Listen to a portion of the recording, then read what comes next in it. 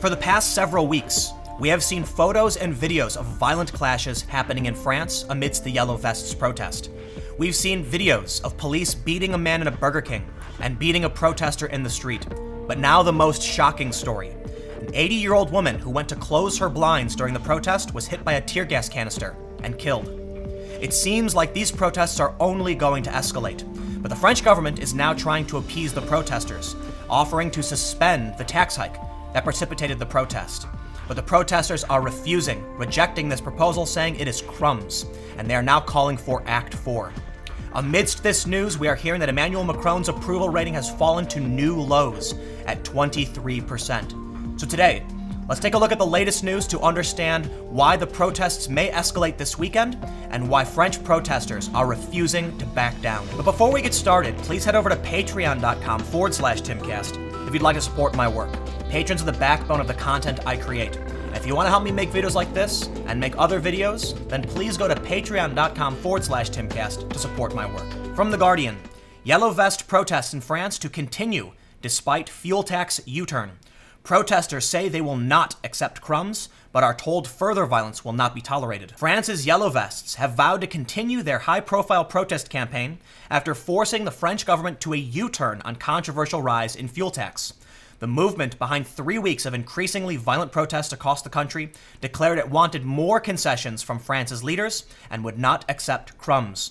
Although the protests were sparked by the planned rise in fuel taxes next month, the Yellow Vest movement has grown to encompass wider anger and frustration against the political elite in Paris in general, and the President Emmanuel Macron and his government in particular. On Tuesday, the Prime Minister Edouard Philippe bowed to pressure from the street and announced the increases were being suspended for 6 months.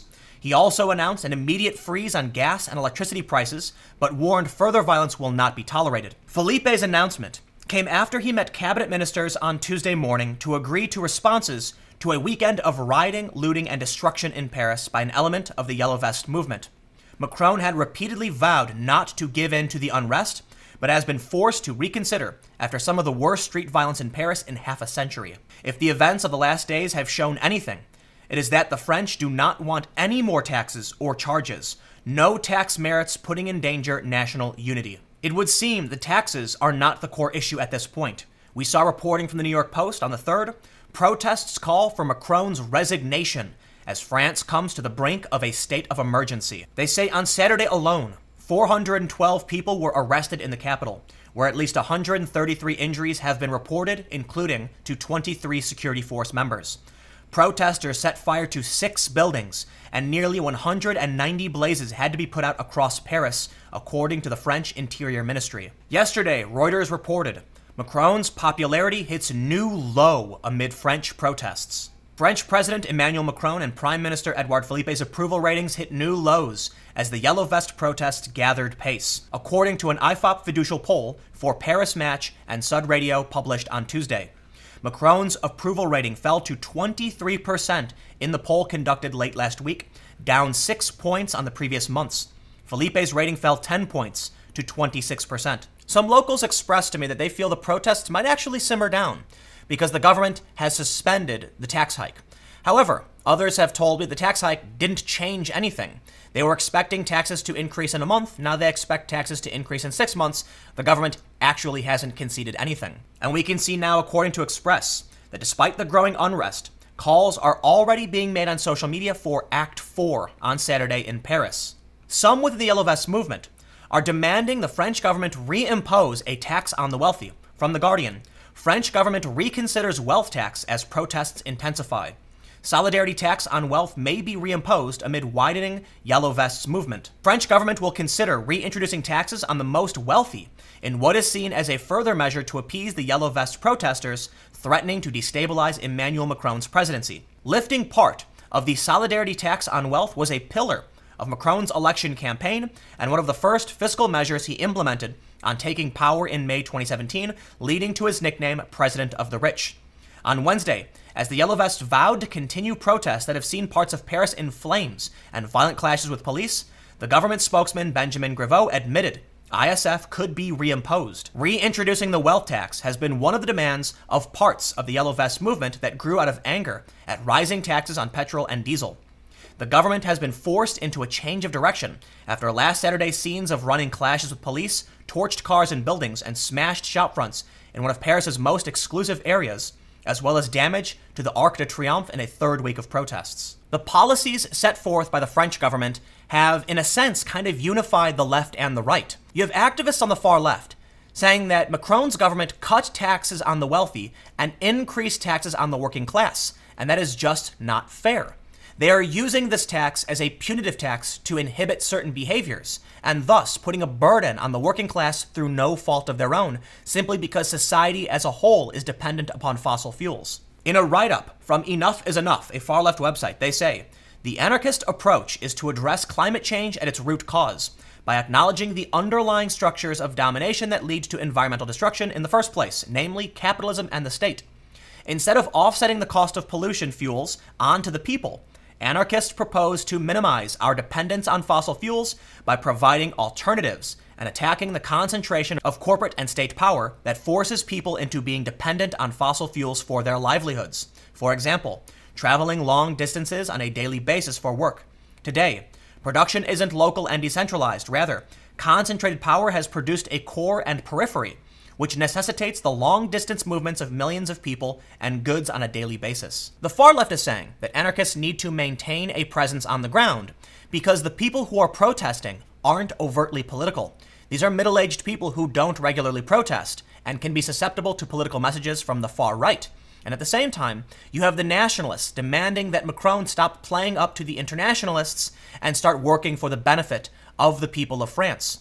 The increasing tax was meant to help France keep in line with climate change accords internationally, meaning that the French people will see an increase in taxes as a way to curb their behavior instead of actually solving the problems and helping the French people survive. Now, some might be wondering, are taxes really that bad in France to necessitate such violent protests? Well, according to Fortune, France has the highest taxes of any wealthy country, says OECD. In the story, they say the French government's tax revenues were equivalent to 46.2% of its economic output, up from 45.5% in 2016 and 43.4% in 2000. France took the top spot away from Denmark in 2017. One of the biggest challenges with these international climate accords is there are many countries who will not play by the rules, and that's been Trump's argument, that you have countries like China that will agree to curb carbon emissions and then do nothing.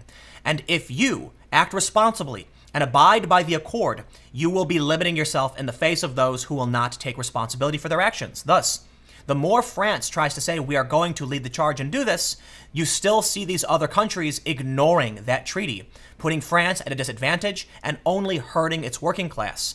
This puts the world between a rock and a hard place, where no one's really willing to abide by these international treaties to actually curb carbon emissions, and thus, you end up seeing these conflicts. Yesterday, the San Francisco Gate reported France's protesters are part of a global backlash against climate change taxes. They say the single most effective weapon in the fight against climate change is the tax code, imposing costs on those who emit greenhouse gases, economists say.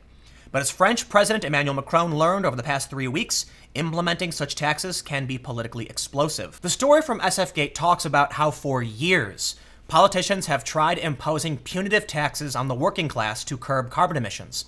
But there's a big challenge. Aside from the foreign countries that won't play by the rules, you have people championing global warming who fly around in private jets and have massive mansions, and they produce way more carbon emissions than the working class. Yet these are the people who are supposed to be setting an example, and often they don't. Celebrities claim that climate change is a problem, but then live in massive mansions, own several cars, and fly on expensive private jets. That's not going to be confidence building for the working class. Perhaps these leaders, these global elites, should take the first step if they really want to curb climate emissions. If you want to convince the working class of France that you need to tax fuel to deal with climate change, perhaps there should be a tax on the wealthy. Or the reality is, maybe there shouldn't be punitive taxes at all. The French people are already taxed more than many other countries, according to OECD. And maybe the anarchists are right, that taxes that seek to penalize the working class aren't the solution, and there need to be real alternatives. At any rate, I think it's fair to say Macron is failing. His approval rating is down. Approval for populist parties is on the rise. According to Vanity Fair, in a poll of 1,000 French people, they asked them how would they vote if a parliamentary election were held next Sunday. 30% of people signified support for some type of far-right nationalism, populism, or a so-called Frexit, meaning France would leave the European Union. We're expected to see an escalation in protests this Saturday. The government appeasement isn't working, it would seem, but maybe things will calm down. It's hard to know for sure.